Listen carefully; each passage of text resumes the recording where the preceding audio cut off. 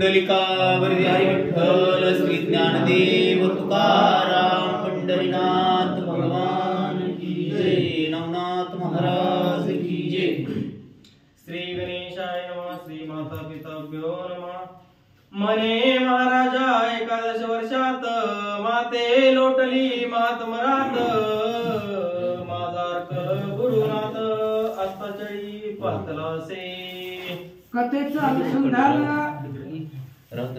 गोपीचंद राजा बोलू लागलेले आहेत की म्हणजे महाराज 11 वर्ष झालं तुम्ही या गर्तेमध्ये आहात आणि 11 वर्ष माझ्यापासून असणारे तुमच्यासारखं रत्न माझ्यापासून लांब होतं आणि या गर्तेमध्ये राहिलं गेलं असं बोलू लागले।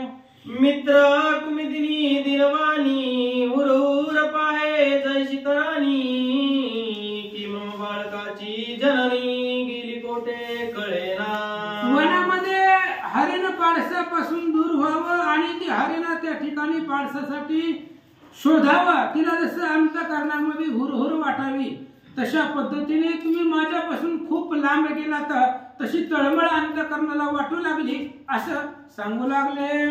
की ममवत्साची गाऊली कोणे राणी दूर नेली समवत्साची आशा सांडली तिकडेची गुंतली केसैनी। अहो मी एक तुमचं लेकरू आहे आणि माझी आई मला सोडून जावी, एखाद्या वनामध्ये आपली आई असणाऱ्या लेकराला सोडून जावे आणि त्या लेकराला जशी हुरहुर वाटावी तसं माझ्या अंतःकरणामध्ये मला वाटतंय। 11 वर्ष झालं माझ्यापासून दूर होतात असं बोलू लागले। गाम चक्राचा गणपती कैसा पावला हस्तगती की मल चातकाचे अर्थी ओसगान पडिला। किंवा चकोर आहे आणि त्या चकोर पक्षाला चंद्राची गरज असते आणि चकोरासाठी चंद्र आकाशामध्ये गुप्त झाला, चकोराला जशी तळमळ वाटते। किंवा चातक आहे, पाऊस चातकासाठीच असतो आणि चातकाला तहानलेला आहे, पाऊसच त्या ठिकाणी आकाशामध्ये गुप्त व्हावा, पाऊसच नाही पडावा, त्या चातकाची जशी अवस्था होती तशी होऊ लागले। सदा वाटे उरवर जीवा की लोगाचा चुकला द्रव्य ठेवा की अंदाची शक्ती काठी टेकावा कोणी हरुणी नेलिसे। आणि तशा पद्धतीने माझ्या अंतःकरणाला माझ्या मनाला सारखी हुरहुर वाटत होती, माझे असणारे सद्गुरू मला कधी भेटतील असं माझ्या जीवाला वाटत होतं। लोभी होते आणि त्या लोभ्याचा ठेवलेला हंडा धन संपत्ती न सापडावी त्याला जशी तळमळ वाटते, आंधळ आहे आणि त्या आंधळाची काठी हारावी किंवा काठी सापडू नये त्याला, ते आंधळाला जेवढा त्रास होतो तेवढा त्रास मला 11 वर्ष झाला। ऐसे एकादश संवत्सर मास गेले महाविकार ऐसे बोलुनी नेत्रिपुर अश्रुगण वर्ष तसे। आणि अशा पद्धतीने महाराज 11 वर्ष तुमच्या असणाऱ्या ध्यानामध्ये माझ्या अंतःकरणामध्ये हुरहुर वाटत होती। कधी असणारे माझी माऊली आई समान आहे सद्गुरू आणि तो मला कधी भेटेल असे माझ्या अंतःकरणामध्ये हुरहुर वाटत होती। 11 वर्ष झालं मी माझ्या असणाऱ्या मनामध्ये तुमचं ध्यान चिंतन करत होतो असं सांगतात। मग तियसी हृदय धरुनिनाथ स्वकरे नेत्राश्रू पुसित तिन्ही बाळगे धरून येतात माये रवी त्या माझी। आणि मग एवढं असणारं दुःख मैनावतीनं प्रगट केलं जालिंदरनाथापुढं, कारण मैनावतीची कठोर तपश्चर्या आहे, गुरु भक्ती आहे आणि आपल्या गुरुसाठी एवढा असणारा प्रेम पाहिला गेला जालिंदरनाथांनी। 3 लेकरे मैनावती आहे, गोपीचंद राजा आहे आणि कानिफनाथ आहे, तिघांनाही असणाऱ्या आपल्या हृदयाला जालिंदरनाथांनी लावलं गेला। गोपी चंदाचे मुकुर वाळून बोलता झाला अग्निनंदन बारे तुझे काय मन इच्छितसे मज सांग की। मग गोपीचंद राजाला समोर पाहिलं, त्याचं मुख कुरवाळलं गेलं जालिंदरनाथांनी आणि गोपीचंद राजाला विचारलं, म्हणले बाळा तुझ्या मनामध्ये काय इच्छा आहे, काय तुला वाटतंय, तुझ्या मनात जी कोणती इच्छा असेल माझ्या पुढे सांग। राजा वैभवा भोगावे की आत्मसमयोग्य ते निर्वावे कोण ते तुझे मनी भावे तैसा योग घडेल बा। राजाने विचारले गोपीचंद राजाला, तुझ्या मनामध्ये काय आहे मला बिनधास्तपणे सांग, कुठल्याच मनाचा संकोच मनामध्ये आणू नको. तुला या ऐश्वर्याचा आनंद घ्यायचा आहे, राजगादी सांभाळायची, इस्टेट पाहिजे का आमच्यासारखं योगी होऊन हिंडायचंय, काय तुझ्या मनामध्ये इच्छा आहे ते आम्हाला बोलून दाखवा, असं जालिंद्रनाथ राजाला विचारतात. अशाश्वत शाश्वत दोन पद, राज्य वैराग्य मार्गभेद, तरी तुझा आवडे तोची वृंद, स्वीकारी का बाळका. जालिंद्रनाथांनी क्लिअर सांगितलं, हे बघ तुझ्यापाशी दोन मार्ग आहे, एक शाश्वत आहे आणि एक अशाश्वत आहे. अशाश्वत असणारं म्हणजे वैराग्य आहे, वैराग्य कधीही संपत नाही. आणि शाश्वत म्हणजे राज्य आहे. अरे तू आज राजा आहे, राजा तिथंच राहणार आहे, राजा जाणार आहे. महाभारताचं युद्ध गेलं, जमीन तिथंच आहे, कौरव पांडव गेले. तशा पद्धतीने ही राज्य संपत्ती इथंच राहणार आहे, म्हणजे ही संपणार आहे. मग संपणार आणि न संपणार राज्य आणि वैराग्य दोन्ही तुझ्या पुढे आहे. त्या दोन्हीतलं तुला काय उपयोग घ्यायचा आहे मला सांग. म्या तू ते गेले मरपानी, परी तैसे नाही राजमंडानी, अनेकाले अभ्र दाटोनी मृगजळा समानते. आणि विचारू लागले, राजा सांगू लागले, राजाला जालिंद्रनाथ सांगतात, हे बघ मी तुला अमर केलेलं आहे, पण अमर करण्याचं ऐश्वर्य राजगादीवरती बसून येत नाही. मी जसं तुला अमर केला तसं तू राजपदावरती असताना कोणालाही अमर करू शकत नाही. तेवढी जी ताकद आहे, सामर्थ्य आहे, ही राजपदावरती येत नाहीये. अचानक अवकाळामध्ये आभाळ यावं, फक्त आभाळ येत असतं, पाऊस पडत नाही. तशा पद्धतीने ही राजगादी जी आहे, ऐश्वर्य आयुष्य आहे, त्याच्यावरती वैराग्य येत नाही. आणि हे जे काही ज्ञान आहे, सामर्थ्य आहे, आमच्यापासून प्राप्त होणार नाही, असं महाराज बोलतात.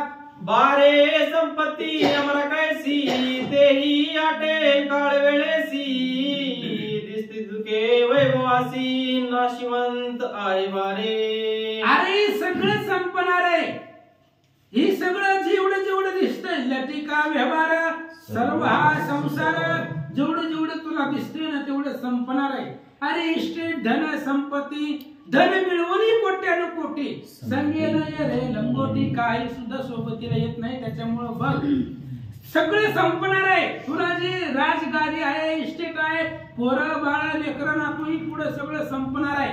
ही संपणारी आहे. त्याच्यामुळे एकच आहे, जर आमच्या बरोबर आला तर वैराग्य प्राप्त होणार आहे, आणि ती वैराग्य म्हणजे अशाश्वत आहे, असं जालिंद्रनाथ विचारतात. बारे पूर्वी राज सांडोन, कित्येक बैसले योग्यांत येऊन, परितो योग सोडून राजा वैभवा नातळला. अरे बाबा बघ पाठीमागं जरा अभ्यास कर, अनेक राजे होते. विश्वामित्राकडे बघ तू, त्या विश्वामित्राकडे किती इस्टेट होती, पण त्याने सगळं सोडून दिलं. माया जाळामध्ये तो फसलेला होता आणि त्याने सगळं सोडून दिलं आणि योग आचरण केला. आज विश्वामित्राकडे किती सामर्थ्य आहे, किती बल आहे. हे कशामुळे आहे? राजगादीवरती बसून एवढं बल येत नाही, एवढं सामर्थ्य प्राप्त होत नाही, असं महाराज सांगतात. पाहे गादी सुताचे वैभव, मही लागी केवढे नाव, परित सोडून सकळ वैभव योग क्रिया आचरला. आणि पाठीमागे अनेक राजे, नामांकित राजे होऊन गेले, पण ते राजे सुद्धा राहिले नाहीत आणि त्यांची संपत्तीही राहिली नाही.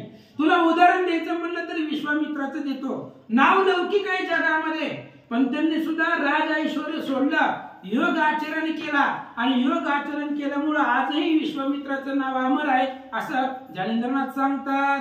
उत्तान पाद मैवरती, काय न्यूनसे संपत्ती, परिसुताची कामशक्ती, वेगजनी दाटली असे. आणि उत्तानपाद राजा आहे, त्या राजाला काय कमी होतं? पृथ्वी वलयांकित राज्य त्याच्या ताब्यामध्ये होतं, पण त्याचा मुलगा ध्रुव बाळ आणि त्याला असणारे भगवंताची प्राप्ती करायची होती, त्यानं ती करून घेतली. त्याच्या मुलाच्या इच्छेनं त्यालाही भगवंताचं दर्शन प्राप्त झालं, असं सांगू लागले. तस्मात शाश्वत ओळखून बाते झाले सनातन, तरी आता केवते मना इच्छती ते मज सांगे. म्हणून हे बघा जालिंद्रनाथ सांगतात गोपीचंद राजाला, पाठीमागं एवढ्या राजांनी सगळं ओळखलं, शाश्वत काय अशाश्वत काय काय आहे, आपलं कल्याण कशामध्ये आहे, हे सगळं त्यांनी ओळखलं गेलं, म्हणून त्यांचं कल्याण झालं. आता तुझ्या पुढे सुद्धा मी 2 मार्ग ठेवलेले आहे. तुला जर राजगादीचा उपभोग घ्यायचा असला तर मी नको म्हणत नाही, सांभाळ, राजाचा उपभोग घे. आणि आमच्यासारखं योग जरी आचरण करायचं असेल तरी आमच्या बरोबर चल, असं बोलू लागले. गोपीचंद विचार करी मनांत, राज्य वैभवी सामर्थ्य गळीत, योगी जालिंदरनाथ चिरंजीव मिरवतसे. जालिंदरनाथाचं बोलणं ऐकलं आणि गोपीचंद राजाने विचार केला, महाराजांचं काय बरोबर आहे किंवा आपण निर्णय कोणता घ्यायचा आहे. आपण जर राजगादी सांभाळली गेली तर यांच्यासारखं ऐश्वर्य आणि यांच्यासारखं बळ आपल्याला भेटणार नाही. राजगादीवरती बसून कोणालाही चिरंजीव करण्याचं एवढं नाथपंथ, एवढं बळ आपल्याला मिळणार नाहीये. अहो, एवढं असणारं जालिंदरनाथ किती सामर्थ्यवंत आहे, ही योगाने त्यांना बळ प्राप्त झालंय, असा विचार राजा करू लागला. आज 11 वर्षेपर्यंत गर्त गलित पचला योगीनाथ, जेने यम शरणांगत पायांतळी लोळतसे. गोपीचंद राजा विचार करू लागला, 11 वर्ष झाले हे जालिंदरनाथ गर्तेमध्ये आहे. ह्यांच्याकडे ताकद नव्हती का, त्यांना गर्तेतून बाहेर येता येत नव्हता का, ज्याने यम पायावरती लोळवलाय, यमाला सुद्धा दंड केलेला आहे, 33 कोटी देवतांना जिंकलेला आहे. एवढे सामर्थ्य असताना सुद्धा गर्तेमध्ये ते राहिले गेले. मग यम पायावर लोळवण्याची ताकद यांच्याकडे आहे. मग ती जर आपल्याकडे यायची असेल तर आपल्याला ही राजगादी सोडून द्यावी लागेल, असा विचार राजा करू लागला. जेने कृतांत निर्बळ केला, तो राज्य मिळवून कळटेला, हेम करणे अशक्त झाला, परिसलो हा कारणे. विचार केला, अहो एवढं मोठं सामर्थ्य बळ आहे आणि तेवढं सामर्थ्य बळ आपल्याला राजगादीवरती बसून येणार नाही. जसं परिसाला लोखंडाला परिसाचा स्पर्श झाल्याबरोबर सोनं होतं, तशा पद्धतीने आपण जर हे सगळं सोडलं तरच आपल्या जीवनाचं कल्याण सार्थक आहे, असा विचार राजा करू लागला. सुरभी त्रैलोक्य कामना पूर्ण करील शुद्धार्थ वचना, तिसो पोटा रानो राना शोधिल काय तृणांते. सुरभी ही गाय आहे आणि अशी गाय आहे ती कुठलीही जरी आपण कामना पुढे त्या गाय पुढे मांडली गेली, कामधेनू पुढे, तरी सुद्धा ती परिपूर्ण करते. मग दुसऱ्याच्या मनातली कामना पूर्ण करणारी ती गाय स्वतःच्या पोटासाठी रानोरान हिंडणार आहे का गवत हुडकीत, दुसऱ्याच्या मनातलं सगळं पूर्ण करते, मग तिच्या मनातलं तिला पूर्ण करता येत नाही का, असं सांगू लागले. ब्रह्मांडावरी जयाची सत्ता, तो कोणे अर्थी दरिद्रता, भोगील काय ऐसी वार्ता, श्लाघ्य दिसेना बोलावया. गोपीचंद राजा विचार करताय जालिंदरनाथांच्या बोलण्यावरती. अहो, ज्याची सत्ता ब्रह्मांडावरती आहे, तिन्ही लोकांचा जो राजा आहे, त्याच्यापाशी गरिबीन दरिद्रता येणार आहे का, तो दारोदारी मागणार आहे का, समर्थाची कामता काय मागे. अहो, ज्याची त्रिभुवनावरती सत्ता आहे, तो काय दीन गरीब असणार आहे का, असं विचार करतात. तरी ते वैराग्य भाग्य सदन साध्य करावे काय मने, सपश्चाताप दारुण चित्ता माझी डवरला.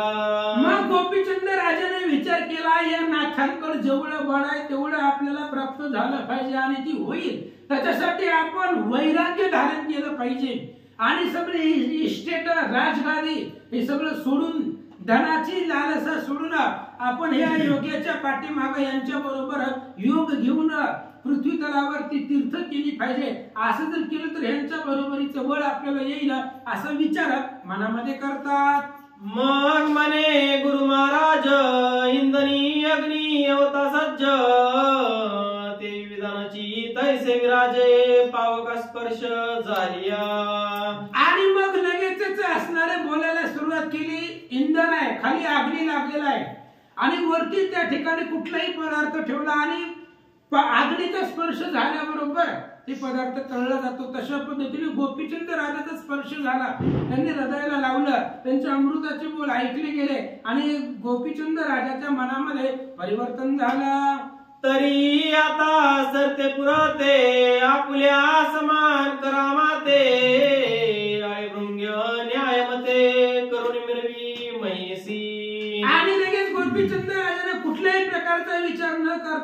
सांगितलं महाराज जसं तुम्ही आहे तसं मला करा.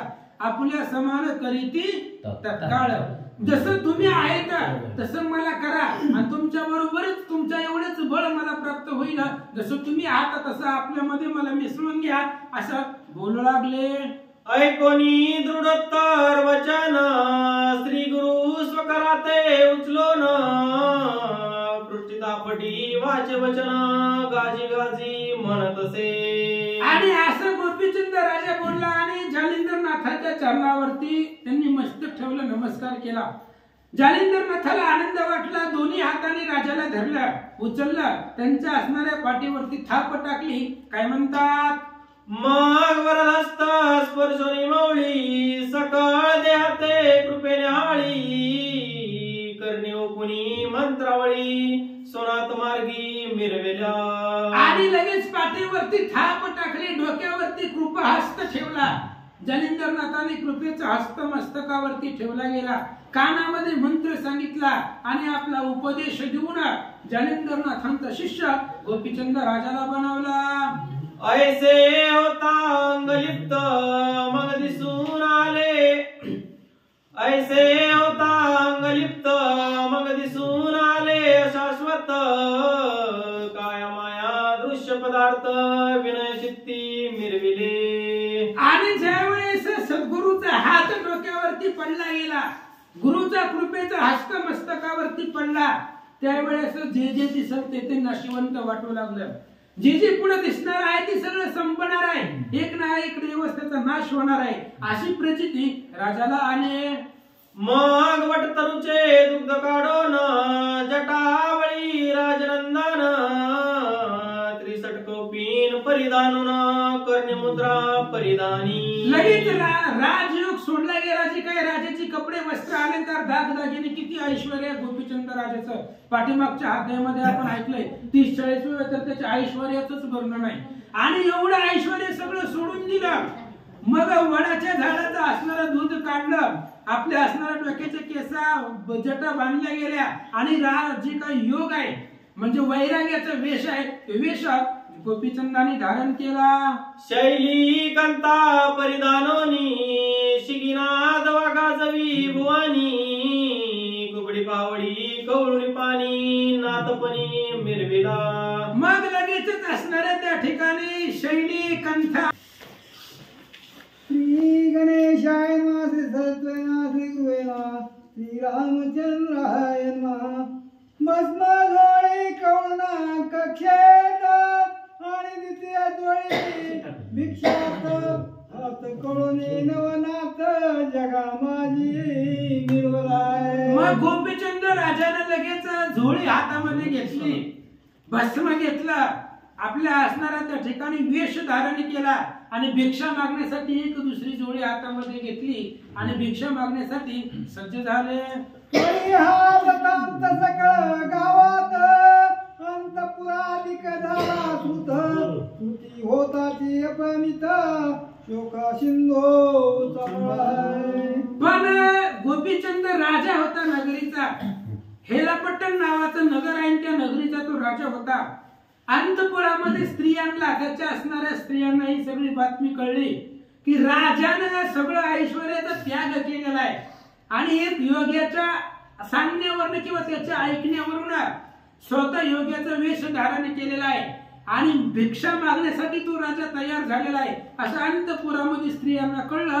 सगळ्यांना दुःख वाटू लागला. एक चित्त झाला अहंकार करिता लोटला पुर स्त्रिया धरणीशी टाकीत शरीर मुखी रती काय घालीते. स्त्रियांना खूप दुःख झालं महाराज. आपला पती नवरा आहे आणि आता योग्यांचं काय सांगतो येतं, इथून गेला पुन्हा भेट होते नाही होते. त्याच्यामुळे आपला पती आपल्याला सोडून चाललाय, सगळं ऐश्वर्य सोडून एका असणाऱ्या योग्या बरोबर चाललेला आहे, वैराग्य प्राप्त धारण केलेला आहे. म्हणून स्त्रियांना खूप दुःख झालं. जमिनीवरती डोकं आपटून घेऊ लागली, खालची माती तोंडामध्ये घालून स्त्रिया रडू लागल्या. मैनावती शिया देते म्हणती हे केला सर्वच घात आनपणात मही कोटे सगळ्या स्त्रिया सासूबाईला शिव्या देऊ लागले. हिच्यामुळे सगळं झालंय. ह्याच बाईने ते असणाऱ्या महाराजाला घरामध्ये आणलं आणि हिच्यामुळं असणारा आपला नवरा लांब गेला. ह्या बाईमुळं आपला असणारा पती आपल्यापासून दुरावला गेला. म्हणून त्या मैनावतीला स्त्रिया शिव्या देऊ लागल्या, बोलू लागल्या. आठवणी रायाचे विशाळ गुण भूमीवरील लोळती रुंदन करून मूर्छागत होऊन प्राण सांडू पाहती. अशा पद्धतीने गोपीचंद राजाचं गुण, आपल्या पतीचं मालकाचं गुण आठवत आठवत स्त्रिया रडू लागल्या. अंग जमिनीवरती टाकू लागल्या, जमिनीवरती गळबळा लोळू लागल्या आणि अनावर अशा प्रकारचं दुःख त्या राजस्त्रियांना झालं. हे राज्य वैभव कैसी आली विवसी भाव माव मुखाचा सकळ वनवानळे प्रसिद्ध. आणि त्या स्त्रिया रडत रडत दुःख करत करत बोलू लागल्या. सगळं सुखानं आनंदानं चालू असताना आई राज्य वैभवावरती अचानक विवशी यावी. जसं धनाच्या हांड्यावरती विवशी येऊन बसावी, तसंही सुखाचं राज्य चाललं होतं आणि त्याच्यावरती असणारे 2 योगी रूपी विवशी येऊन आमच्यावरती बसले गेले. सगळं सुखानं आनंदानं नाचत असताना अचानक दुःख प्राप्त झालं. म्हणून स्त्रिया सगळ्या रडू लागल्या. रायाचे बोलणे कैसे कधी दुखावले नाही मानस आमचे वाटेल जैच्छस राव पुरवी आवडी. स्त्रिया बोलू लागले, आमचा मालक आमचा राजा आमच्यावरती कधी रागवला नाही. अहो आमच्या मनाला काळजाला लागेल किंवा आम्हाला दुःख होईल असंही राजा कधी बोलला नाही. साच आणि मवळ मिथिले आणि रसाळ अशा प्रकारचं बोलणं होतं आमच्या मालकाचं. एवढे असणाऱ्या राण्या आहेत पण कधी कुणाला दुःख झालं नाही. अहो आमच्या मनात काय ही राजाला कळत होतं आणि मागितल्या बरोबर राजा पुरवत होता असं बोलू लागले. एक म्हणे सांगू काय राय वेष्टीला चित्त मोहे वंदन पाहोली राय कवळी मोहनते. आणि मग एक स्त्री आपापसामध्ये चर्चा करू लागली. राजाकडे पाहिलं गेलं. राजाचं मुखचंद्र त्यांनी पाहिला. योग्याचा वेश धारण केलेला आहे, सर्व ऐश्वर्य सोडून दिलेला आहे. आपल्या असणाऱ्या मालकाचं राजाचं गोपीचंदाचं मुख पाहिलं आणि मुख पाहिल्याबरोबर चित्तामध्ये कळवळा निर्माण झाला. अधिकच त्या स्त्रिया दुःख करू लागल्या. म्हणे बाई मुखाने कुरवाळून परम प्रीतीने घेत चुंबन अति स्नेहाने अर्थ पुसू पुरून मनोरथ पूर्वी माझे गे. आणि स्त्रिया आपापसात बोलतात. हे बघा गोपीचंद राजा आमच्या घरी येत होते. घरी आले बरोबर माझ्या तोंडावर हात फिरवायचे, मला विचारायचे. माझ्या मनामधली जी जी इच्छा आहे ती सगळं असणार पूर्वीत होते. मला आतापर्यंत माझ्या पतीनं मालकानं काही कमी पडू दिलेलं नाहीये. अशा प्रकारे आपापसामध्ये स्त्रिया चर्चा करतात. असे ऐसे म्हणून आरंभत एक सरा शब्द करीत एक म्हणे ओ बाई मात काय परी सांगू राया. अशा पद्धतीने आपापसामध्ये चर्चा करत होते, बोलत होते. त्या राजाचं गुण वर्णन करत होते, गोपीचंदाचं दुःख करत होते, आर्भत होते, आरंभळत होते. असं बोलत असताना एक जण म्हणली, काय सांगू राजाचं गुण, सांगते ऐका. अगे वत्स लागी दैशी गाय शौषणी द्यावी सुमन कदा न पावे देवी क्षणा क्षणा येऊन राय वंदन माझे. एका स्त्रियेने सांगितलं, ऐक म्हणले काय सांगायचं. अरे जसं वासरासाठी गाय असावी तशा पद्धतीने राजा माझ्यापाशी सारखं येत होता. माझ्या मुखावर हात त्या ठिकाणी असणारा फिरवत होता, मला कुरवळत होता, माझी विचारपूस करत होता. असं स्त्रिया आपापसात बोलतात. एक म्हणे अर्थ पोटी किती सांगू राज दृष्टी वाकुडा केस कंबरी थाटी पडता सावरी हाताने. आणि काय सांगायचं. हे बघ एवढा राजा माझ्यावरती जीव लावत होता. माझ्या घरी आला, कुरवळलं गेलं माझं आणि माझ्या डोक्यावरची केस सुद्धा त्या ठिकाणी हाताने सावरली गेली. एवढा असणारा मयाळू कनवाळू राजा होता. असं स्त्रिया आपापसात बोलतात. कुंकमरेशा वाकडी होत ती सावरी नृपनाथ माहे हुन अधिक तीर्थ माझे करीत होता गे. अगं काय सांगायचं. माझ्यावरती राजा एवढा जीव लावत होता, कुंकू लावलेलं होतं कपाळाला आणि ते कुंकाची रेष जरी वाकडी झाली, म्हणजे रेष कुंकू लावत असताना जर वाकडं लागलं गेला तर राजा स्वतःच्या हाताने ती माझ्या कपाळावरचं कुंकू सरळ करत होता, माझ्या असणाऱ्या डोक्यावरची केस हाताने सावरत होता. जसं आई आपल्या लेकराला जीव लावते त्या पद्धतीने माझा पती, माझा नवरा माझ्यावरती एवढं प्रेम करत होता, मला जीव लावत होता. असं राण्या आपापसात बोलतात. म्हणून धरणी अंग दडावली टाकीती सौभाग्य म्हणती विधात्या बरवा भांग मी भाडी रेखीला. अशा पद्धतीने स्त्रिया खूप दुःख करू लागल्या, रडू लागल्या, जमिनीवरती गडबडा लोळू लागल्या आणि ब्रह्मदेव जो विधाता आहे त्या भगवंताला दोष देऊ लागल्या. अरे सुखाचा संसार आमचा चालला होता, पण काय आमच्या प्रकटनामध्ये लिहिलं, आमच्या नशिबामध्ये राजाचा वियोग लिहिला म्हणून दोष देऊ लागले. मस्तक धरणीवरी आपटिती धडाधड हस्ते हृदयी पिटिती मही गडबडून पुन्हा उठती पुन्हा सांडिती शरीराते. आणि जमिनीवरती गडबडा लोळू लागल्या स्त्रिया राजाच्या वियोगामध्ये. हात जमिनीवरती आपटून घेऊ लागल्या, हातातल्या बांगड्या सगळ्या फुटू लागल्या आणि पुन्हा सावध झाल्या, उठून बसल्या. उठून बसल्याबरोबर राजाचं मुख पाहायचं, पुन्हा जमिनीवरती अंग टाकून द्यायचं. एवढा अथांग दुःख शोक समुद्र त्या राणीवासामध्ये निर्माण झाला. म्हणती राया तुझं विणा आता कोण करील संगोपन आता आमचे सकळ प्राण परस्त्र देशात जातील हो. आणि स्त्रिया बोलू लागल्या, राजा अरे तुझ्या एवढं आम्हाला कोणीही जीव लावित नव्हतं, कोणीही विचारित नव्हतं. आज जर तू आम्हाला सोडून गेलास तर उद्या आमची विचारपूस कोण करणार आहे? तू गेल्याबरोबर आमचे प्राण निघून जातील. म्हणून आरंभळत्या टासी हृदय पिटिती मृतिका घेऊन मुखी घालिती केश तुडिती तटतटा. वक्रतुंड महाकाय सूर्यकोटि समप्रभ निर्विघ्नं कुर्मे देवं सर्वकार्येषु सर्वदा. गणनाथ सरस्वती रविशुक्र बृहस्पती पंचस्थानी स्मरे नित्यं निर्वाणी प्रवर्तते. गजानन गणपतीला वंदन करून माता पित्याला वंदन करतो आणि सर्व श्रोते सज्जनांना साष्टांग प्रणिपात करून ओवीला प्रारंभ करतो. तर बघा गोपीचंद राजाची काय गती झालेली आहे आणि त्यांच्या स्त्रियांची काय अवस्था झालेली आहे. एवढी अवस्था बिकट झालेली आहे की त्या रडू लागलेल्या आहेत आणि सर्व तो जो मोहजाळ आहे तो त्या मोहापासून राजा अलिप्त होऊ लागलेला आहे आणि स्त्रिया खूप रडू लागलेल्या आहेत. आणि रडत असताना जे जे काही करणी केली होती राजाने त्याच्यासाठी त्या सतत विणवत असताना आणि काय बोलतात पहा. म्हणती हरया 3 वेळा शेवणी उठून पाचीसी जळ ऐसा कणवळ सुनी निर्मळ सोडून कैसा पहा काय म्हणत होत्या स्त्रिया. अरे झोपलेले असताना 3 वेळा उठायचा रात्रीतून. हे सुगंधे पाणी पे, हे अमुक अमके पाणी पे. का तू तशी थकलीस का?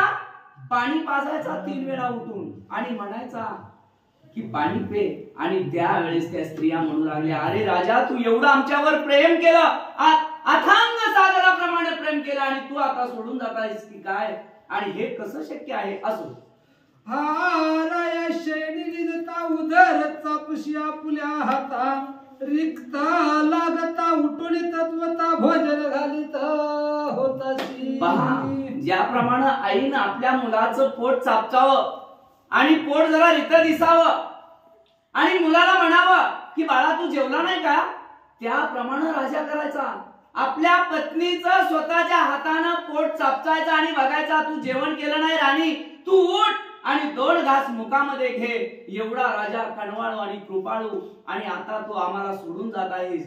हे कसं आहे? अगण्य आहे. आणि त्यांना नको नकोस झालेलं असताना ऐसा कणवाळ तू म्हणी असता कैसा दासी सोडून ऐसे म्हणून शरीर धरणी धडाडून टाकिले. कुणाला चांगलं वाटेल मला सांगा ना. एवढं स्वराज्य एवढं चांगलं असताना आणि जर का कोण सोडून जात असेल तर कुठल्या पत्नीला गोड वाटेल मला सांगा ना.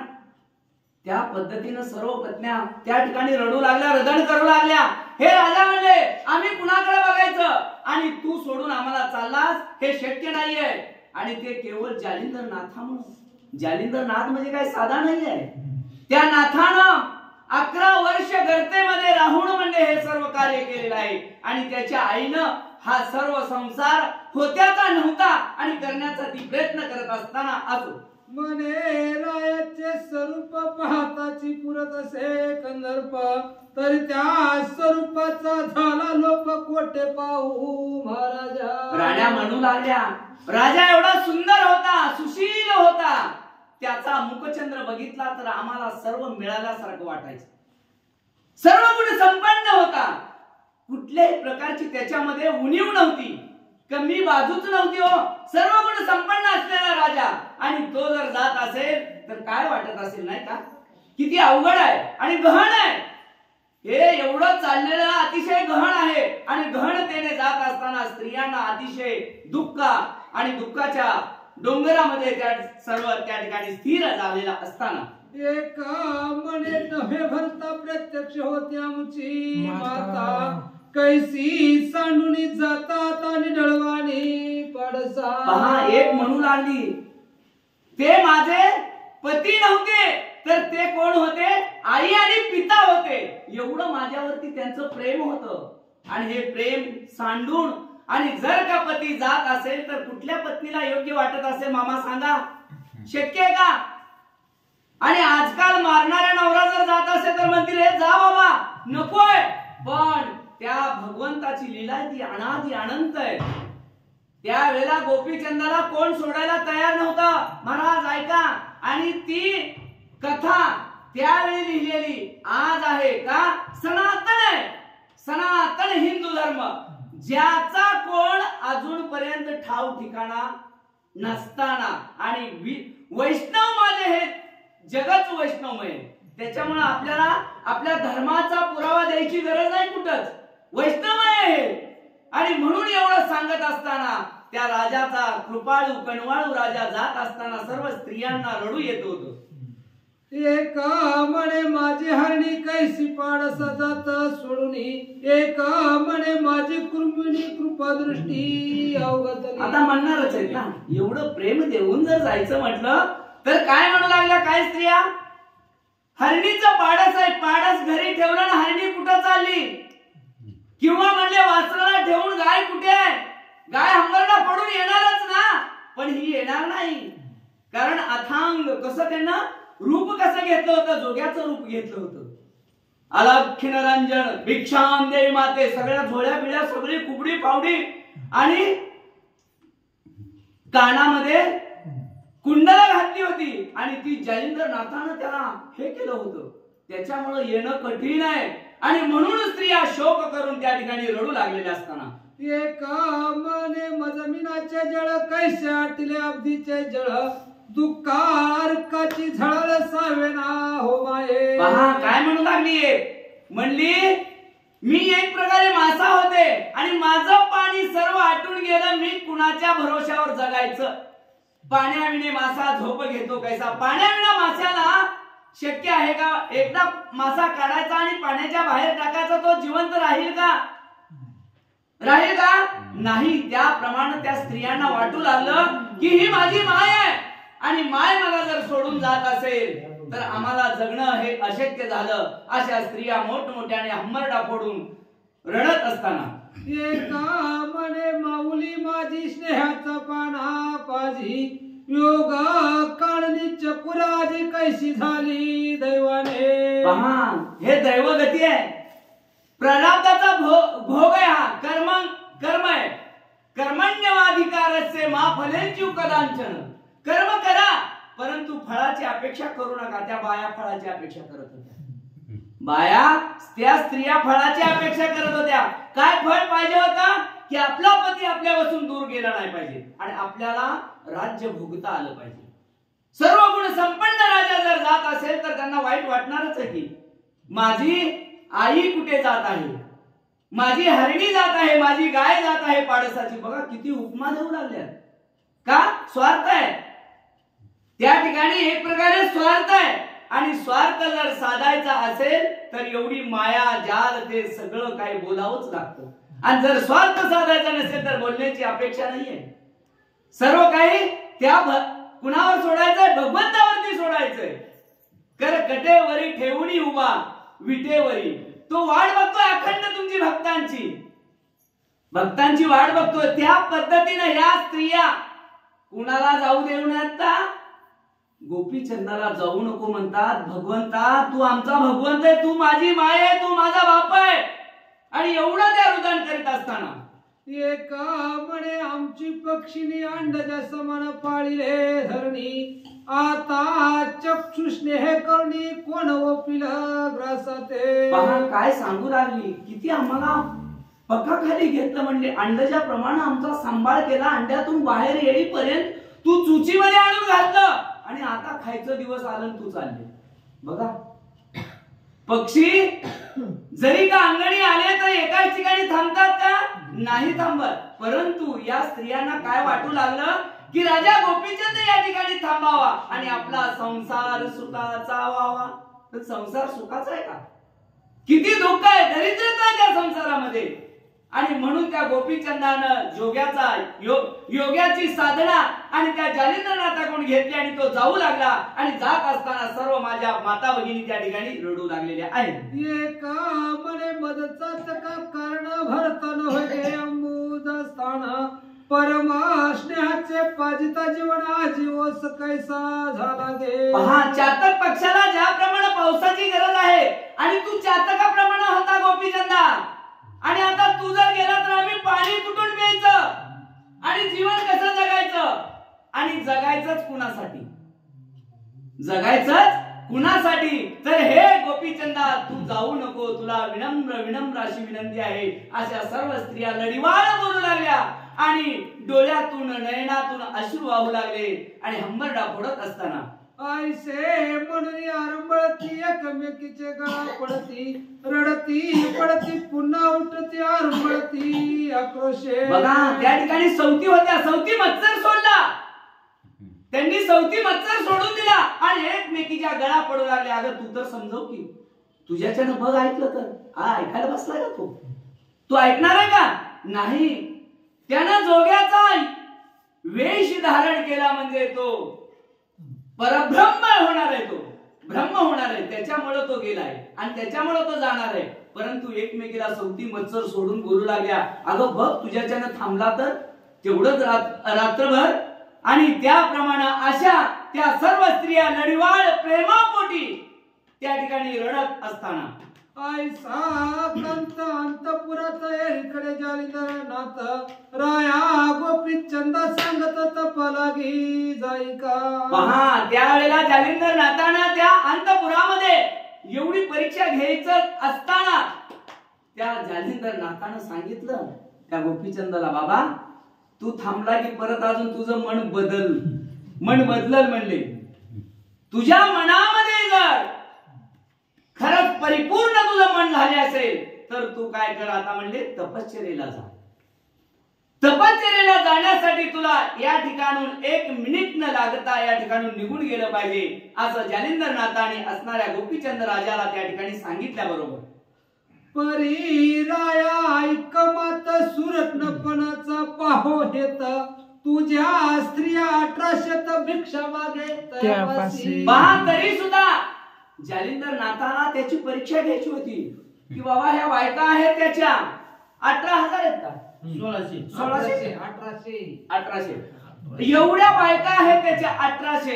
1600 होत्या ना? 1800 बर 1600 बायका होत्या आणि त्याच्यामध्ये त्याची परीक्षा घ्यायची होती. तर त्याला काय सांगितलं की बाबा आता या सर्व बायका आहेत त्याच्यामध्ये तुला भिक्षा मागायची आहे असं जालिंद्रनाथानं त्याचं परीक्षा घ्यायचं आणि ठरविलेलं असताना देश निरंजन ऐसा सवाल मुके वधून अंतपुरात संचार करून भिक्षा माग बाळका तू. पहा हे बालका जालिंद्रनाथानं गोपीचंदाला सांगितलं, कुबडी फावडी सगळं दिलं त्याला, साहित्य भस्म दिला आणि एवढं सांगितलं की बाबा तुझ्या जेवढ्या स्त्रिया आहेत पत्नी आहेत त्यांच्या अंतपुरामध्ये जायचं आणि प्रत्येकाच्या घरी भिक्षा मागायचे. अलग की रंजन भिक्षां देई माते, अलग की रंजन भिक्षां देई माते. माते म्हणायचंय. आता राजाला हे योग्य आहे का? परंतु जालिंद्रनाथ त्या राजाची परीक्षा घेण्यासाठी त्याला ही परिकाष्ठा करायला लावणार आणि लावणारच. सिंगी नाद वाजुनी हाती भिक्षा दे माई वधुनी युक्ती आयशा परी भेटून होती तपाला घे जाई का. हे राजा म्हणले सिंगीचा नाद करायचा, भिक्षा दे माते म्हणायचं, प्रत्येकीच्या दारामध्ये जायचं आणि भिक्षा मागायची. भिक्षा मागून म्हणले हे सर्व परिक्रमा पूर्ण करायची आणि परिक्रमा पूर्ण झाल्यानंतरच तू काय जायचंय, तपश्चर्येला जायचं आहे. अशा पद्धतीने जालिंदर नाथानं गोपीचंद राजाला ती कथा सांगितली गेली. मग अवश्य म्हणून नृपनाथ संचार करी अंतपुरात आलक्ष निरंजन मुख्य वदत माई भिक्षा दे म्हणत असे. पहा, ज्याप्रमाणे जालिंदर नाथानं सांगितलं त्याप्रमाणे त्यानं करायचं ठरवलं. त्या नगरामध्ये गेल्याबरोबर प्रत्येक स्त्रीच्या दारामध्ये जायचा प्रयत्न केला. अलक्ष निरंजन भिक्षां देई माते असं म्हणायला सुरुवात केली आणि सुरुवात केल्याबरोबर आता त्या ठिकाणच्या स्त्रिया, त्याच्या पत्न्या आणि काय म्हणतात पहा. ते पाहुणी त्या युती महाशोकाब्दीत उडी घालिती एकची कोल्हाळ झाला सिती नाद ब्रह्मांडी आदळतचे. पहा, नाद ब्रह्मांडी आदळला त्यांचा. एवढा नाद त्यांनी केला. बघा, आपण मंदिरामध्ये जावं आणि घंटी वाजवावी, ब्रह्मनाद होतो. ब्रह्मनाद झाल्यानंतर भगवंत सुद्धा जागा होतो, कोणतरी माझा भक्त आला म्हणतो. तसा त्यांनी ब्रह्मनाद केला आणि भिक्षांदेवी माते म्हटल्यानंतर सर्व स्त्रिया बावरून गेल्या. त्यांना वाटलं आता काही खरं नाही, आपलं जगणं अशक्य झालं. असं त्या स्त्रिया ब्रह्मनाद मोठ्यानं केला गेला आणि केल्यावर एक हाती त्वडिती केशात एक मृतिका घालिती मुखात एक म्हणे दाही दिशा वस दिसत दाही बघ झाल्याने. पहा, एक म्हणू लागली, केस तोडू लागली, केसाचे लचके घेऊ लागली. श्री गणेशाय नमः. तरे येतेची योगाचरावा आम्ही ना छळ विषय व्हावा पर्यतव स्वरूपाची देवा पाहू तो शका करो की. प्रथम आता गौरी गणेशाला वंदन करून कथेचं अनुसंधान. गोपीचंद राजानं म्हणजे योग दीक्षा घेतल्यामुळे तो असणारा तीर्थटनाला जाण्यासाठी मच्छिन्नाथांना सांगितलं गेलं आणि जायच्या आधी म्हणले असणाऱ्या जेवढ्या राण्याच्या तेवढ्या राण्याच्या दारात जाऊन भिक्षा मागून यायची कामगिरी गोपीचंद राजा करू लागला. प्रथमतः गेला लुमवंतीच्या दारात. आता आवड त्या राणीच्या दारात गेल्यावर मग ती कसा द्याल का, ती आरडल्यामुळे जेवढे का 1600 बायका होत्या तेवढ्या एकदम आल्या. तुम्ही म्हणले प्राणनाथा, तुम्ही योग अभ्यास घेतलाय ना, तुम्ही असणार ही आपलं गाव सोडून, ही राज्य सोडून जाऊ नका, त्या ठिकाणीच वास्तव्य करा. इथंच म्हणले तुम्ही आपलं तप आचार तुमचं पुरं करा, कुठल्याही कामनेने आम्ही तुम्हाला अट्टास करणार नाही, अशी सारखी विनवणी स्त्रिया गोपीचंद राजाला करू लागल्या. जैसे तीर्णा काढताना परे मला वैभव तोरा छत्रा देवे तो वास्त्रवे सर्व पवित्र वैभव मंडळ आम्हाची. अहो, तुम्ही ह्या ठिकाणी राहिला तरी तुमची नावाची कीर्त ऐकून कुठलंही आमच्यावर संकट येणार नाही. नुसतं नावाला तुम्ही इथं राहिला. जशी छत्री असावी तसं तुमचं आम्हाला छत्र आहे, म्हणून तुम्ही योग ह्याच ठिकाणी आचरावा, अशी विनवणी स्त्रिया करू लागल्या. मला येता पडला कुटिका बांधला देऊ दलित हटका आम्ही 12-16 बायका सेवा कर आदराने. राष्ट्र दिवसांची 8 दिवसांची म्हणजे 8 दुने 200 गुणे 200 गुणिले 8 किती झालं 16. मग किती 18चे का तुम्ही सांगा. नाही व्यवहार आहे. तुम्ही बरोबर सांगा. तरे मानेला येता पडला कुटिका बांधला येवा दलित हटका आम्ही 12-16 बायका सेवा कर आदराने. गोपीचंद राजाला विनू लागल्या पत्न्या. अहो, राज सरकार म्हणले तुम्हाला योगच आचरायचा आहे ना, सोन्याची पन्नकुटिका म्हणजे तुम्हाला बांधून देऊ, तुम्हाला ह्या राजमहालात राहायचंच नाही ना, नका राहू, आमचं ऐकूच नका. परंतु म्हणले असणार कुठल्याही भावनेत आम्ही तुम्हाला गुंतवणार नाही. आम्ही 1600 बायका तुमच्या, 1 नाही 2 नाही 1600 सगळ्या म्हणले तुमच्या असणाऱ्या मनाभावापासून सेवा करू, मागल ती म्हणले तुम्हाला पुरवू, पण तुम्ही ही गावं ही नगरी सोडू नका अशी विनवणी करू लागल्या. स्वर्णशिंगी देऊ म्हणून आणि रत्नाभिकी शैल परिधानून कनकचिरी कथा गालाना सुख संपन्न भोगावे. त्या म्हणू लागल्या जी काय तुमची शिंगी शैली कुबडी ही सगळं म्हणले ही काय लाकडाचं दिसतंय, म्हणले हे काय टिकाव नाही, ह्यात काय दम नाही म्हणले, आणि सोन्याच्या चांद्याने म्हणजे मडवून देऊ जेणेकरून तुम्हाला लय दिवस टिकावं अशी विनवणी राण्या गोपीचंद राजाला करू लागल्या. मुक्तारात गाईला मालिका संगीता करण हट किने का त्या ते भूषण मुद्राला लेख सुख संपन्न भोगावे. तुमची असणारी खुबडी फावडे ती म्हणले हरवली का म्हणले असणारे अजय रामूर्तीचं नाव व्हावं असं तुम्हाला करून देईल, त्याच्यापासून तुम्ही जी काय पाहिजे ती सुख पाहिजे ती योग आचरण करा अशी विनवणी करू लागली. कनकाची तेज विपुला शेजयशाली भूषणा